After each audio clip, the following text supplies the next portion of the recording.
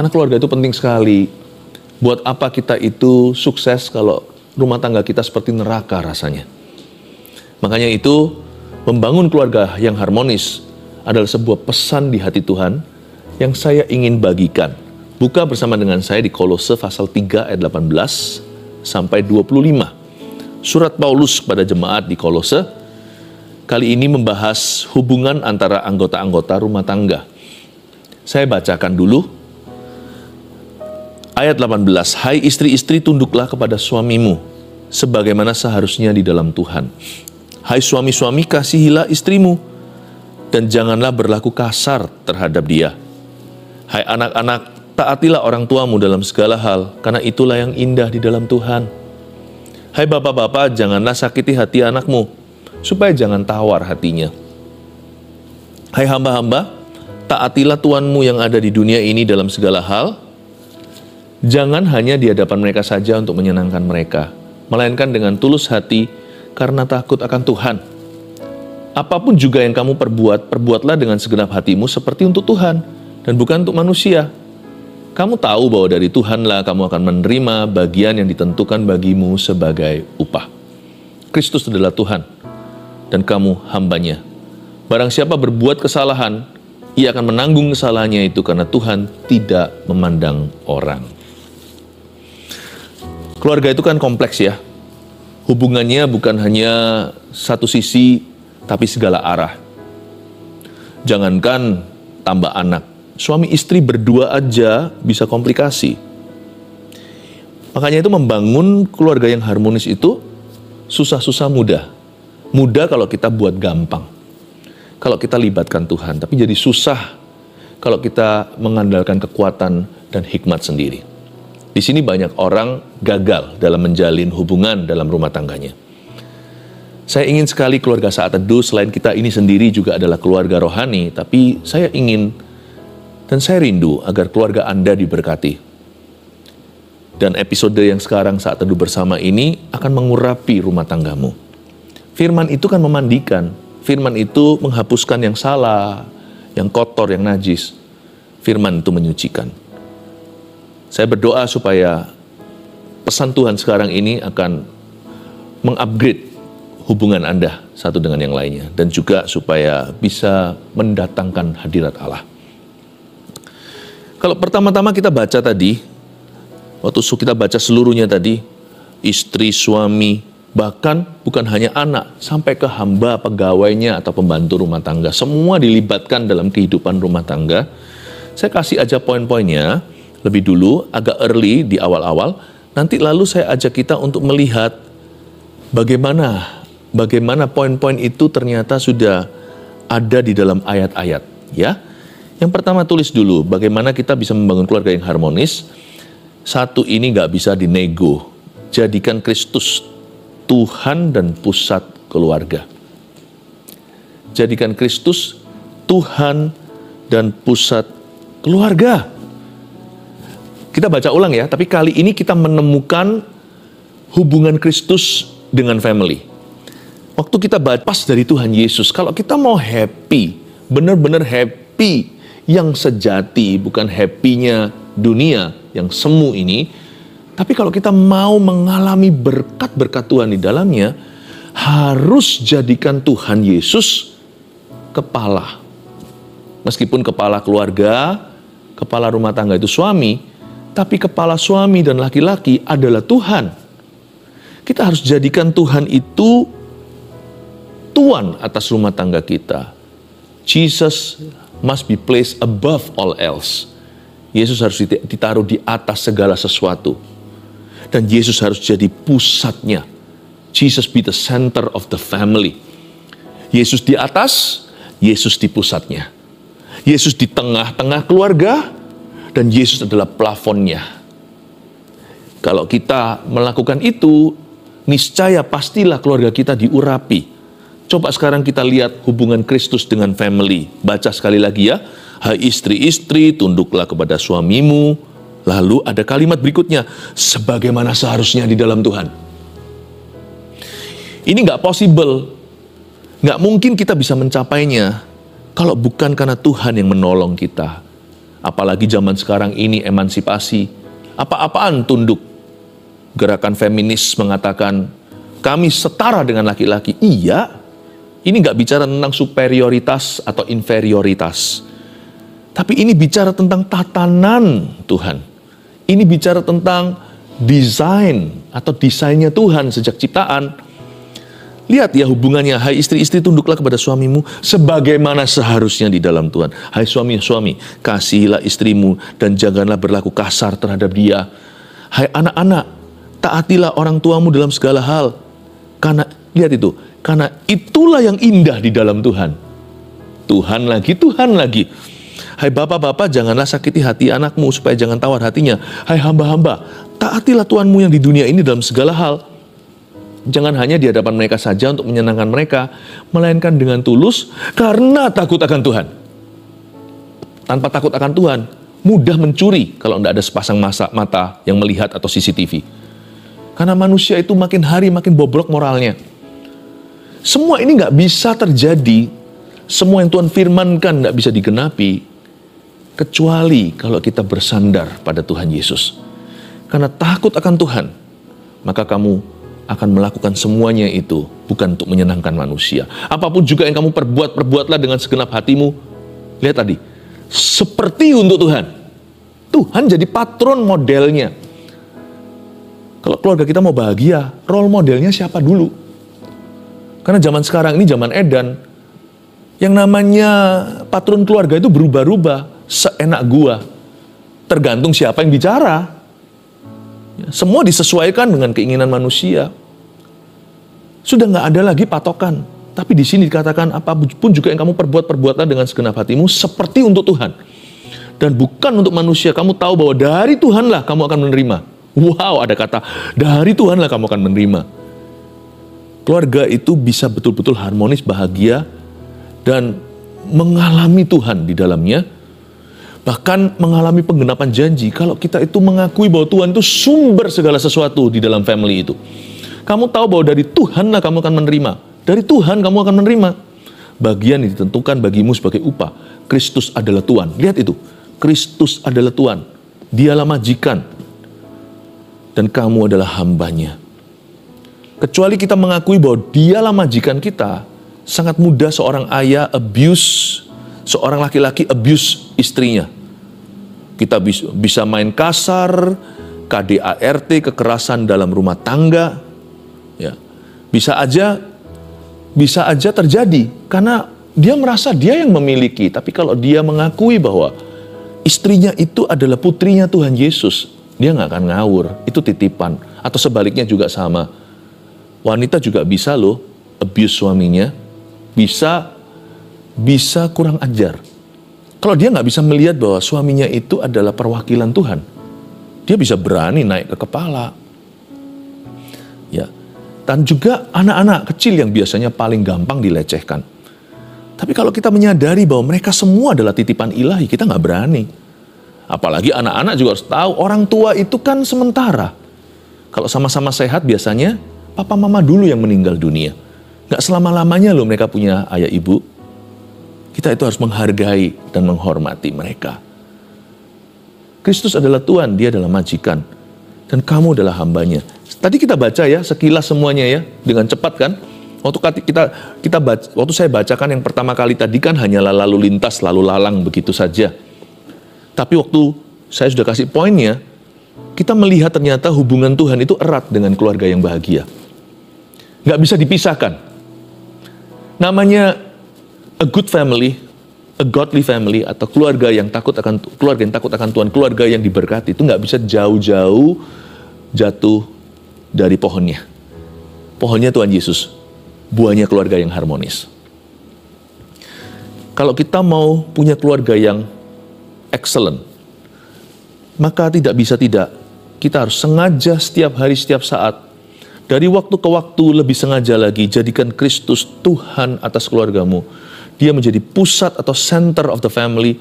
Berarti segala sesuatu itu berporos pada Kristus.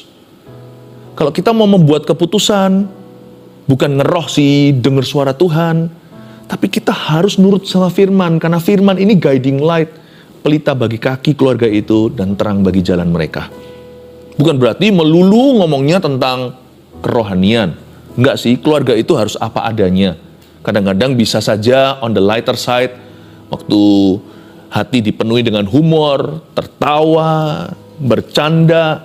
Enggak harus selalu sok rohani, tapi selalu di dalam Kristus, tidak boleh keluar dari framework, enggak boleh keluar dari bingkainya itu, atau boundary.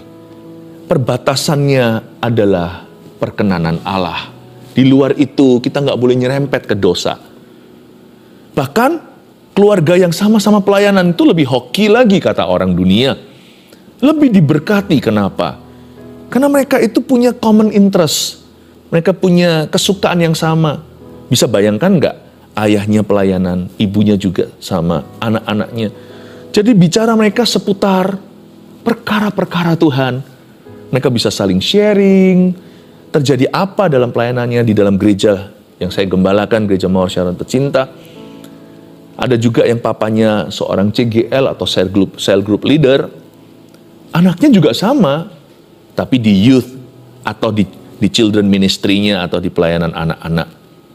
Di tempat kami namanya Gereja Anak. Bisa nyambung bicaranya meskipun jemaat yang dipegang beda usia. Seperti ada sebuah bonding ekstra. Bukan hanya papa dan anaknya, tapi seperti ada sebuah keseganan kesungkanan yang baik, yaitu aku dan kamu, papa dan kamu, sama-sama pelayan Tuhan. Seperti ada suatu bonding saudara seiman. Jadi ada apa-apa itu ada yang jaga. Kalau saya mau semena-mena itu, saya nggak berani juga, karena dia juga jemaat saya. Bukan hanya anak saya. Demikian pula sebaliknya. Anak juga nggak berani, gimana? Karena sama-sama dalam Kristus. Yesus memerintah. Itu indah loh, luar biasa. Kalau Kristus itu di tengah. Dia jadi pusat pembicaraan kita. Kadang-kadang kalau kita nggak bicara melulu tentang kerohanian, dia menjadi pusat perhatian. Besi menajamkan besi. Anggota keluarga yang takut akan Tuhan saling menjaga sesama anggotanya. Oh haleluya. Kalau Anda baca tadi bersama dengan saya, bisa lihat kan hubungan eratnya antara Tuhan Yesus dengan a blessed family. Saya kasih nomor 2 sekarang ya.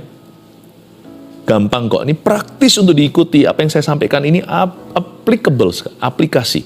Sangat-sangat mudah untuk diterapkan. Membangun keluarga yang harmonis, pertama kan jadikan Kristus Tuhan dan pusat keluarga. Itu dulu. 2, kenali dan pentingkan bahasa kasih anggota keluarga. Jangan ngotot bahasa kasihmu yang dipaksakan. Jangan memaksakan kehendak atau mementingkan diri. Harus win-win solusi. Solusinya harus saling memenangkan. Bukan saling mengalahkan atau saling menjatuhkan. Hati-hati kalau saling menggigit nanti saling menghancurkan. Kenali dulu bahasa kasihnya, pasangannya apa. Beda sama kita. Ada orang tertentu bahasa kasihnya love language-nya adalah pemberian. Dia susah kalau disuruh ngomong I love you. Tapi lewat apa yang dia berikan itu dia sudah mengekspresikan. Ada juga yang bahasa kasihnya adalah melayani. Dia nggak bisa bilang ku cinta padamu, tapi dia sering sekali siapkan makanan. Adalah cara-caranya untuk melayani anggota keluarganya. Tapi ada yang bahasa kasihnya itu kata-kata kalimat. Udah. Apa-apa sangat mentah. Aku butuh dengar I'm sorry. Pokoknya saya itu harus mendengarkan I love you atau aku cinta padamu. Misalkan kalau ini sang wanita atau istrinya berkata, sayangku, atau nggak tahu panggilnya apa ya, panggil nama atau papa. Kadang-kadang ada suami istri yang saling memanggil papa dan mama. Papa sayang nggak sih cinta sama mama? Kamu cinta nggak sama aku sih? Yang lakinya kan lagi bete, mungkin lagi kurang baik moodnya. Mungkin di kerjaan ada banyak stresnya. Lalu dia berkata, ngomong apa sih? Kalau nggak cinta masa? Lalu mulai beberkan bukti. Gini, aku hidupi kalian. Aku komitmen sama kamu. Enggak, gini loh bos. Yang dia butuhkan itu cuma sekedar satu kalimat, ku cinta padamu. Untuk memberikan sebuah assurance atau kepastian lagi. Dia nggak perlu bukti. Ya, tinggal berkata, iya, ku cinta padamu, daripada berdebat ria, lalu berantem, lalu nggak ngerti kenapa istriku begitu. Sang istri nangis-nangis, dia juga tambah nggak mengerti kenapa begitu aja nangis. Padahal sang istri cuma butuh kepastian. Karena bahasa kasihnya perempuan waktu itu, nggak semua perempuan ya, tapi ini hanyalah ilustrasi. Bahasa kasih sang wanita memang kebetulan adalah kalimat atau kata-kata. Jangan paksakan, kalau itu yang dia butuhkan, sekalipun itu bukan bahasa cintamu, berikan. Jangan berikan pada orang lain apa yang Anda kira itu baik untuk mereka. Tanya dulu mereka butuh apa. Don't just give a good gift, give the right gift. Jangan kasih hanya kado yang baik. Kado baik nggak tentu saya perlu. Kalau Anda mau tahu apa yang tepat untukku, tanya dulu. Bukan kado yang baik, tapi apa yang kuperlukan. Mungkin sebagian orang perlu mentahannya. Kita kasih barang, bukan itu yang dia butuhkan. Mereka itu perlu bayar tagihan. Tapi ada orang yang punya segalanya, dia nggak perlu itu. Mungkin ada sesuatu yang sifatnya, misalkan anak-anaknya anniversary orang tuanya punya segalanya. Mungkin mereka buat sesuatu yang dari karya tangan mereka. Sesuatu yang istimewa, spesial, yang papa mamanya nggak duga. It's the thought that matters. Atau itu kreativitas mereka yang berharga, atau pemikiran mereka sungguh-sungguh peras pikiran untuk memberikan apa yang istimewa. Itu yang dihargai oleh papa mamanya yang mempunyai segala-galanya. Nggak tentu apa yang Anda anggap baik itu apa yang dibutuhkan oleh partnermu, atau sama anaknya, atau sama sebaliknya juga sama orang tua. Ya, nggak tentu. Sekalipun itu mahal. Saya pernah sekali kasih sesuatu yang mahal kepada ayah saya waktu dulu saya masih sekolah. Ya, saya tabung-tabung, saya kasih. Waktu saya berikan itu ya tentunya orang tua saya senang. Senangnya itu karena bukan senang tapi lebih terharu. Tapi saya bisa lihat di matanya kayak aduh sayang sekali. Kamu tabung lama-lama, kamu berikan pada orang tuamu sesuatu yang mereka nggak butuh. Saya bisa lihat loh di mata, bukan kecewa tapi di mata orang tua saya kayak, ya udah thank you, terima kasih. Jangan lagi lain kali ya, jangan lagi. Waktu dibuka sorokannya, lacinya, ternyata yang saya belikan itu bukan satu-satunya. Ada banyak barang itu. Ternyata bukan itu yang beliau butuh. Lain kali tanya dulu. Bahasa kasih jangan paksakan. Makanya nggak harmonis. Karena kita mementingkan diri kita, semua menurut pikiran kita, semua menurut pikiranmu dan pikiranku. Coba ya sekarang kita telusuri lagi yuk. Kita telusuri lagi kenalinya bagaimana suami, istri, anak, hamba Tuhan mengenali bahasa kasih anggota keluarganya. Dan mementingkan itu. Jikalau Anda tidak bisa utamakan, minimal pentingkan. Jangan ditepis dan kata, gitu aja kok. Kamu masa nggak ngerti? Yang penting hati. Jangan gitu. Kalau orang itu pentingkan, dia akan dengarkan. Kalau orang itu pentingkan, dia mau berubah. Jangan tuntut orang lain untuk berubah dulu. Kenali apa yang dia butuhkan. Kenali apa yang anggota keluarga Anda perlukan. Dan belajar kita yang menyesuaikan. Besi menajamkan besi, kita saling menyesuaikan. Dan saling menajamkan kasih. Coba sekarang saya ajak, telusuri lagi. Mari kita temukan bahasa kasih yang disesuaikan. Lihat ayat yang ke-18. Hai istri-istri, tunduklah kepada suamimu. Mau tahu kenapa? Karena suamimu butuh dihormati. Demikianlah Tuhan menciptakan laki-laki. Tuhan memberikan mereka mahkota. Kalau Anda mau menyinggung seorang teman yang adalah perempuan, kalau Anda mau putus hubungan gampang. Cela aja tampangnya. Bilang aja dia gemuk dan jelek. Wah, sakit hati dia. Tapi kalau Anda mau putus hubungan atau mau merusak pertemanan dengan seorang laki-laki, gampang. Insult his intellect. Hina aja intelektualnya. Bilang dia bodoh dan sebagainya. Ya, itu akan melukai dia. Karena laki-laki dicipta bukan untuk gila hormat sih. Kalau itu Adam dan Hawa punya daging itu sudah kejatuhan. Tapi laki-laki dicipta untuk dihargai dan dihormati. Karena itu, ini bahasa kasihnya bukan dari istri, tapi kebutuhan suami. Coba sekarang lihat ya, kebutuhan istri apa? Hai suami-suami, kasihilah istrimu dan janganlah berlaku kasar terhadap dia. Mau perempuan itu wanita besi, tetap ada satu titik dia butuh untuk dikasih, bukan karena kelemahannya, tapi karena kewanitaannya. Itu bukan inferioritas. Menurut saya malah dalam banyak bidang pekerjaan perempuan lebih bagus dari laki-laki. Bukan hanya job-job yang notabene wanita, bukan ya. Ada beberapa job-job yang notabene pria pun perempuan lebih bagus loh. Oh, kita ini memang equal. Tapi lihat ya, suami-suami, kasihlah istrimu. Dunia laki-laki itu dunia hormat. Mana ada lemah lembut. Coba kasih anak kecil boy, kasih boneka, dijadikan justice, dijadikan tinju. Kasih yang perempuan. Ini secara umum maksud saya. Langsung disisir, dimandikan. Tapi itu yang dibutuhkan oleh seorang wanita. Hai suami, kasihlah istrimu. Kamu harus lembut sama dia. Kasih itu berarti juga dengarkan dulu, jangan komentar cepat-cepat. Pahami bahwa perasaan perempuan tidak sama dengan laki-laki, punya logika. Bukan siapa benar, siapa salah, tapi siapa dulu atau yang didahulukan. Hai suami, kasihilah istrimu dan jangan kasar sama dia. The greatest turn off. Kalau mau matikan lampu, sukanya dia kepadamu gampang, kasar aja sama dia. Tutup pintu langsung dia. Seorang wanita yang menghargai dirinya tidak bisa dikasari. Ini lihat, anak-anak, coba anak-anak ya. Hai anak-anak, taatilah orang tuamu dalam segala hal, karena itulah yang indah dalam Tuhan. Karena orang tua butuh ditaati. Mau tahu bahasa kasih kita kepada ortu, kepada papa mama gampang. Jangan muluk-muluk kasih kado lah, I love you lah, cipika, cium pipi kanan, cium pipi kiri. Yang penting bukti, lihat ya, papa mama ujungnya, kamu taat nggak? Bisa dipercaya nggak? Kamu jujur nggak? Papa kasih kamu tugas, jalankan nggak? Mama minta tolong, kamu lakukan nggak?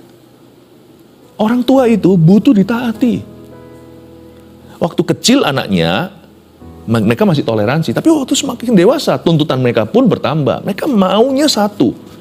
Aku mau lihat kamu, papa mama mau lihat kamu taat sama papa mama. Jadi janganlah anak-anak muda mencoba menyenangkan orang tuanya dengan jalan lain. Bahasa kasih mereka itu ditaati soalnya. Nah, sekarang kebalikan. Bapak-bapak janganlah sakiti hatimu, anakmu, supaya jangan tawar hatinya. Anak-anak butuh dikasih dengan cara anak muda. Jangan paksakan kehendakmu papa mama. Kalau kita mau tunjukkan kasih ke anak-anak kita, hanya satu jalan. Lawan kata jangan sakiti hati anakmu itu adalah support. Lawan kata jangan sakiti itu adalah support mereka atau dukung mereka. They must feel back up by you. Mereka harus merasa supported by you. Mereka harus merasa mereka diterima apa adanya, bahkan ketika mereka gagal. Papa mamaku tidak akan give up atau menyerah atas diriku. Ya, aku bodoh, aku kilaf, tapi they will not give up on me. Itulah bahasa kasih seorang anak-anak. Dan kadang-kadang yang paling dibutuhkan oleh mereka adalah saat-saat mereka gagal. Aneh memang. Disinilah banyak orang tua nggak jodoh sama anaknya. Orang tua mengasihi anaknya waktu mereka baik. Tapi waktu anaknya salah, sebenarnya disitulah momen yang paling indah kasih untuk diberi dan kasih untuk diterima. Inilah yang membuat orang tua dan anak bonding seumur hidup nantinya atau bisa terikat batinnya. Bukan berarti kita doakan supaya mereka salah, tapi ketika mereka salah, doakan mereka. Sebab seorang anak jangan disakiti hatinya, jangan dibuat tawar hati. Support, dukung. But I will still believe in you. Papa mama akan tetap percaya sama kamu. Ya, hamba-hamba, taatilah Tuhanmu yang di dunia ini dalam segala hal. Taati, sama seperti anak kepada orang tuanya. Hamba, pegawai, pembantunya, kepada majikan. Taat itu segalanya. Jangan bilang muluk-muluk lah tentang gimana, apalagi kalau sama-sama anak Tuhan, lalu sebut Tuhan, tetapi beda kelakuan. Kalau kita mau jadi berkat buat majikan kita, lakukan tugasmu dengan baik dan benar. Selesaikan tugas Anda dengan cara yang mulia. Taat kepada mereka. Tapi sekarang saya balik lagi. Kalau kasih kepada hamba-hambanya seperti apa? Coba kita lompat ayat 24. Kamu tahu bahwa dari Tuhanlah kamu akan menerima bagian yang ditentukan bagimu sebagai upah. Itu peringatan Tuhan kepada majikan. Kristus adalah Tuhan dan kamu adalah hambanya. Nanti kalau kita baca di pasal 4 ayat 1, nggak usah dibuka ya. Hai Tuhan, Tuhan berlakulah adil dan jujur terhadap hambamu. Ingatlah kamu juga mempunyai bos di sorga. Punya Tuhan di sorga. Tuhan tuh bela loh kaum yang lebih lemah di dalam tangga otoritas. Tuhan bilang kamu jangan semena-mena ya. Kamu di atas masih ada Tuhan loh. Masih punya bos di sorga. Kamu berlaku adil dan jujur. Kalau pembantu kita, pegawai kita keluar masuk pintu depan, keluar pintu belakang, nggak akan sehat rumah tangga atau perusahaanmu. Itulah sebabnya, sekalipun bayarannya gede, besar sekalipun, nggak bisa awet bekerja. Kenapa? Karena stres kerja di bawah orang-orang yang seorang majikan yang semena-mena. Loh, kerja pasti ada stresnya, itu stres yang baik. Tapi kalau dibentak-bentak, kalau tidak make sense, nggak masuk akal tuntutannya, dan juga kalau baik tidak dipuji, bukan berarti jadi generasi stroberi yang lembek sekali harus dipuji baru bekerja, bukan. Tapi nggak ada salahnya kan, kalau orang itu berbuat baik atau benar, itu kita memberikan komplimen dan berkata, terima kasih. Kalau kita bisa lakukan itu, kita jalan di mil kedua, lihat ya nanti pegawai pembantumu itu awet lama-lama menua bersama dengan Anda, nggak akan keluar masuk. Karena kebahagiaan rumah tangga ternyata diselipkan, Tuhan tidak lupakan kelompok pekerja. Tuhan kalau mau memang betul-betul bicara tentang family lewat Paulus ini, surat ini, harusnya istri, suami, anak-anak cukup. Ternyata enggak. Ada pendatang. Jadikan mereka sebagai keluargamu. Anggaplah mereka juga anggota rumah tanggamu. Perlakukan mereka dengan baik dalam takut akan Tuhan. Karena bahagiamu, bahagia keluarga, suami, istri, dan anak-anaknya sangat bergantung pegawai dan pembantunya. Makanya Tuhan berkata, bahasa kasih ke mereka, digaji jangan ditahan. Janganlah kita itu mempermainkan upah mereka. Jangan kita menahan kebaikan dari mereka. Jangan hanya teguran diberi kalau memang perlu diberikan, tapi juga fair-fairan memberikan kepada mereka apa yang mereka patut, apa yang mereka berhak terima. Baik itu imbalan atau itu penghargaan untuk mereka. Lakukan, karena mereka juga adalah orang-orang yang dicinta oleh Tuhan. Dia tentu bahasa kasih. Saya tambahkan satu lagi, yang terakhir poin ini, yang ini nggak usah lihat dari Alkitab, ini common sense saja, atau apa yang masuk akal, yaitu luangkan waktu kualitas untuk bersenang dan berdoa. Ada pepatah, ini klasik sekali sih, a family that prays together, stays together. Tambahkan lagi, a family that plays together, stays together. Keluarga yang bisa bersenang-senang bersama-sama dan berdoa bersama-sama biasanya akan kuat dan kokoh bersama-sama melalui segala badai yang menerpa setiap musim kehidupan. Ini yang saya sebut sebagai keintiman rohani dan keintiman emosi, supaya nggak melulu kalau mikir soal family itu trauma gitu, aduh berat di hati, tapi ada kesenangan-kesenangan yang disebut memori indah. Luangkan waktu, suami dan istri harus ada waktu kencan bersama, sekalipun udah menikahnya puluhan tahun. Harus ada secara periodik, secara regularly, secara teratur. Harus punya family time dengan keluarga. Bukan hanya berdoa bersama, tapi pergi bersama, berlibur bersama. Kalau memang kesulitan keuangan, nggak usah berlibur bersama. Tapi mungkin melakukan sesuatu yang nggak perlu keluar duit sama sekali, tidak ada biaya. Tapi mungkin berlima, berenam, berapa anggota keluarga Anda? Bertiga, atau cuman suami istri berdua.